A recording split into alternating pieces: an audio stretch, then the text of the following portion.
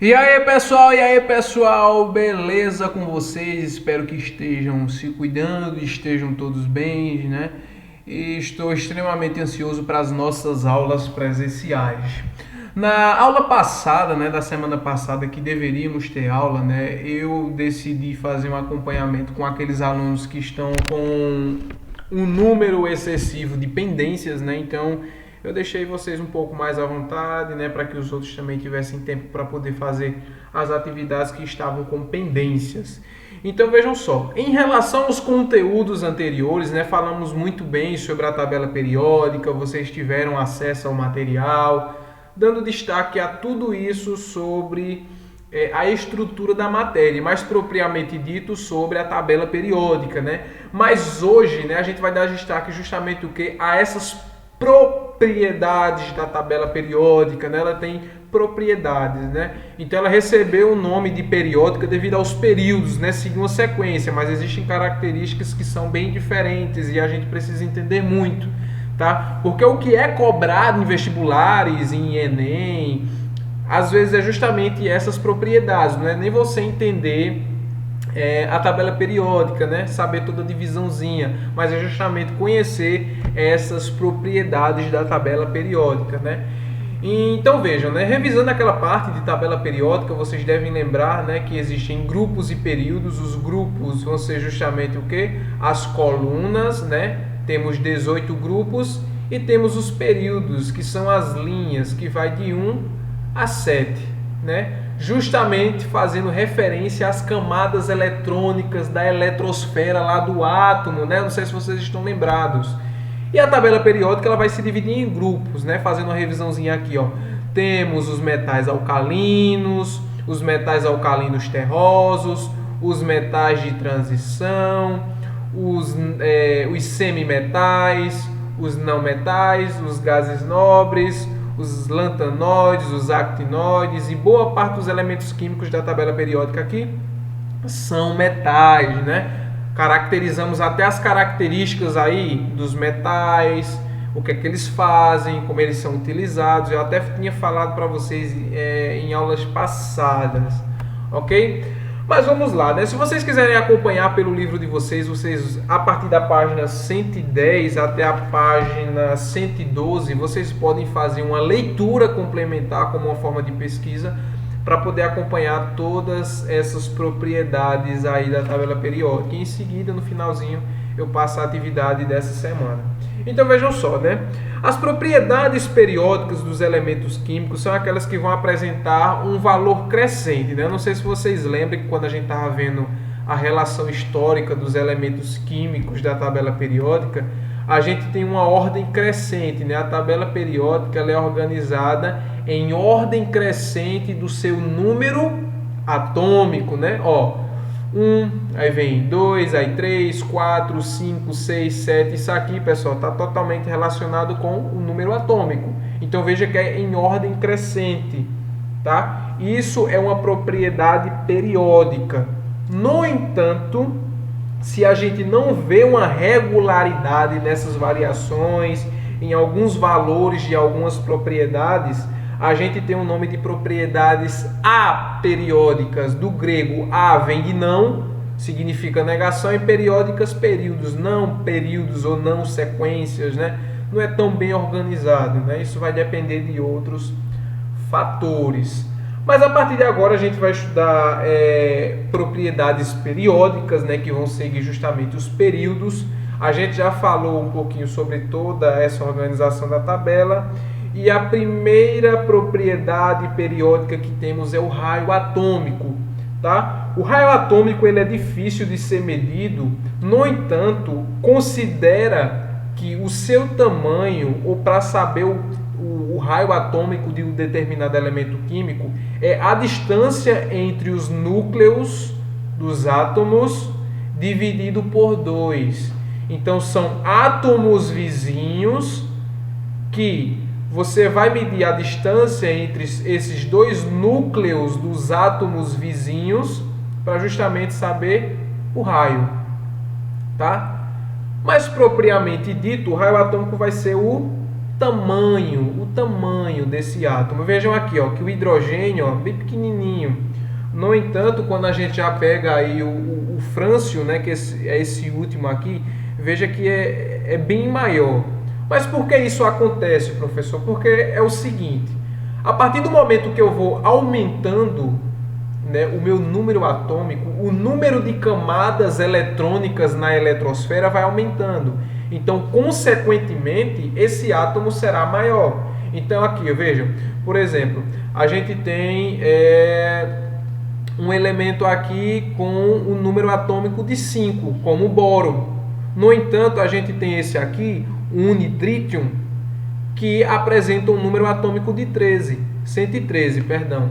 Né? Então veja que a diferença entre número atômico entre esses dois elementos é extremamente gritante.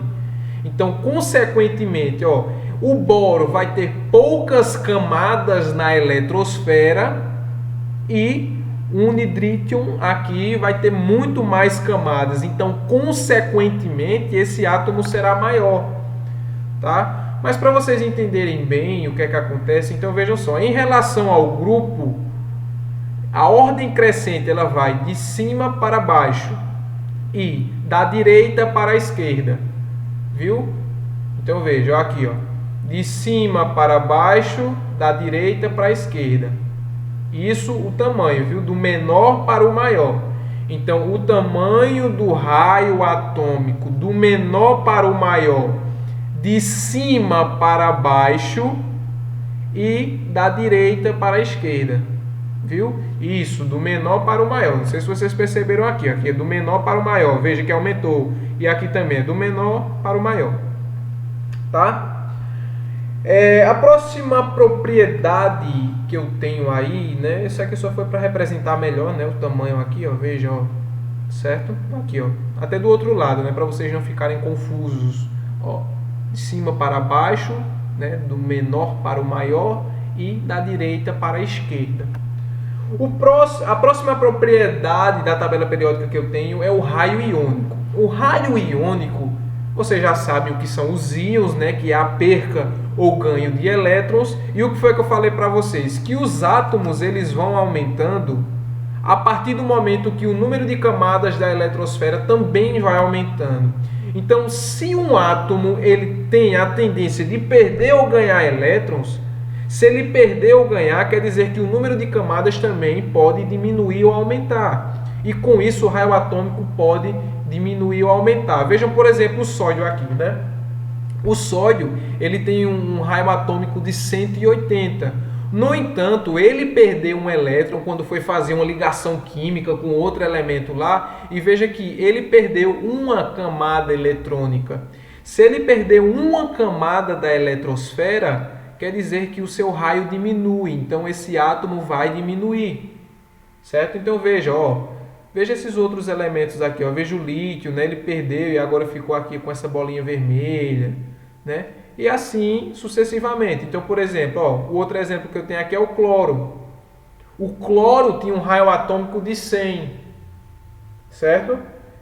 No entanto, ele recebeu um elétron. E ele recebendo um elétron quer dizer que o seu raio atômico também aumenta, porque ele ganhou mais uma camada na eletrosfera, certo? Né? Fazendo justamente exemplo da ligação química entre o sódio e o cloro para o cloreto de sódio, certo? Acho que deu para vocês entenderem bem, beleza? Em relação ao raio iônico, eu acredito, cadê? Eu acho que é energia de ionização agora, exato, certo? Ó, a próxima propriedade que a gente tem, isso está na página 111 do livro de vocês aí, é a energia de ionização. A energia de ionização, pessoal, vai ser justamente o quê? A energia necessária que um átomo precisa para perder elétrons. Ok? É a energia necessária. Então veja aqui, ó, que esses elementos têm energias necessárias aqui que eu vou mostrar para vocês. Tá? Deixa eu só ver aqui uma coisinha. Certo? Ok, beleza. Então vejam só, em relação a energia de ionização, ela é ao contrário do raio atômico, certo? Então, vai ser de baixo para cima, né, do menor para o maior, e da esquerda para a direita, do menor para o maior também. É sempre do menor para o maior, né? Então eu quero que vocês, qualquer coisa, pausem o vídeo, né, para vocês né, raciocinarem melhor. Ou seja, esse elemento aqui, ele vai ter uma energia de ionização maior do que esse, porque é de cima, perdão, é de baixo para cima, entendeu? De baixo para cima, do menor para o maior. Então quer dizer que o frâncio em relação ao hidrogênio possui uma energia de ionização muito baixinha, muito pequena, né? Se a gente pegar aqui, por exemplo, o lítio tem uma energia de ionização muito pequena em relação ao neônio, certo? É só para vocês entenderem e compreender muito bem isso, tá?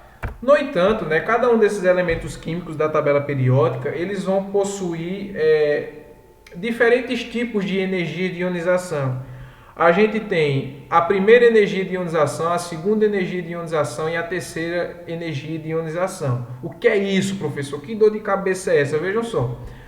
Por exemplo, para o sódio ele perder o seu primeiro elétron, ele precisa de uma energia de 496 kJ por mol. Vocês vão entender isso posteriormente. Mas é justamente a energia necessária para ele perder o primeiro. Então, esse primeiro elétron que foi perdido, né, mediante essa energia, se chama primeira energia de ionização. No entanto, para ele perder o segundo elétron, né, digamos que ele já perdeu o primeiro, mas agora ele vai perder o segundo. Aí a energia terá que ser maior, né, justamente até mesmo por causa da força de atração entre o núcleo. Então veja que para perder o segundo elétron, o sódio vai precisar de 4.560 kJ por mol. Tá? Já para perder o terceiro elétron não é possível, né? Veja aqui, que não tem dados e valores. Mas veja que para cada um dos elementos químicos aqui, há uma energia de ionização aí. Tá, pessoal? Então não esqueça, essa energia de ionização vai ser justamente a energia necessária para que esses elementos eles comecem a perder os seus elétrons, beleza? Vamos lá? A próxima propriedade da tabela periódica que eu tenho aí é a afinidade eletrônica. Então, a afinidade eletrônica é praticamente a mesma coisa da energia de ionização, né, em relação às suas setas. Ela vai da esquerda para a direita e de baixo para cima, sempre do menor para o maior, tá? Então, qualquer coisa vocês deem uma lida no livro de vocês, para vocês compreenderem melhor, e qualquer coisa dá uma pausa no vídeo, só para entender as setas, né? Veja que em relação à energia de ionização e à afinidade eletrônica é praticamente a mesma coisa em direção, digamos assim, né? Então, vejam só, a afinidade eletrônica vai ser justamente o quê? É a energia liberada quando um átomo ele recebe elétrons. Então, por exemplo, aqui, digamos que o oxigênio recebeu um elétron. Então, veja que ele possui uma afinidade eletrônica maior, porque provavelmente ele liberou um pouco mais de energia, diferentemente do lítio, né? Eu estou fazendo isso em comparação com as setas, viu?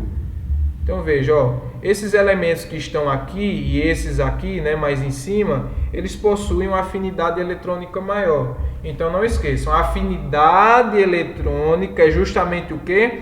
A energia liberada quando um átomo recebe um elétron, tá? Quando recebe um elétron. Então tá aqui direitinho só para vocês entenderem. E a última propriedade da tabela periódica que eu tenho é a mais maravilhosa e a mais importante aí, que cai em muitos vestibulares, já vi em muitas questões, né? Que é a eletronegatividade. Então a eletronegatividade é, portanto, justamente o quê? Uma grandeza que vai corresponder à capacidade que um átomo tem de atrair elétrons de ligação para se combinar com outros. Então, por exemplo, a eletronegatividade ela vai também do mesmo jeito das propriedades de energia de ionização e de afinidade eletrônica, as setas são as mesmas, viu? Se vocês observarem aí nos livros, no livro de vocês aí, energia de ionização, afinidade eletrônica e eletronegatividade apresentam as mesmas setas. Que setas são essas, né? Setas que vão do menor para o maior, né? Aquela coisinha que eu mostrei para vocês, de cima para baixo, né? Da esquerda para a direita, são a mesma coisa. Então, o que é que acontece? Né? Se vocês perceberam, eu coloquei aqui, até essa representação aqui para vocês entenderem melhor.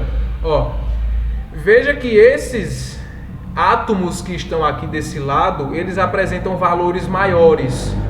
Então, se eles apresentam valores maiores, então quer dizer que esses átomos, eles têm a capacidade de atrair outros elementos mais facilmente. Ou seja, esses aqui, tem a capacidade maior de receber elétrons, certo? Tem uma capacidade muito, muito maior de receber elétrons. Ok, gente? Então eu vou deixar a atividade para vocês lá no grupo de vocês, mas também está aqui no vídeo, então vocês acompanhem, tá certo? Então foi um prazer aí entrar em contato com vocês. Um abraço, tchau, tchau.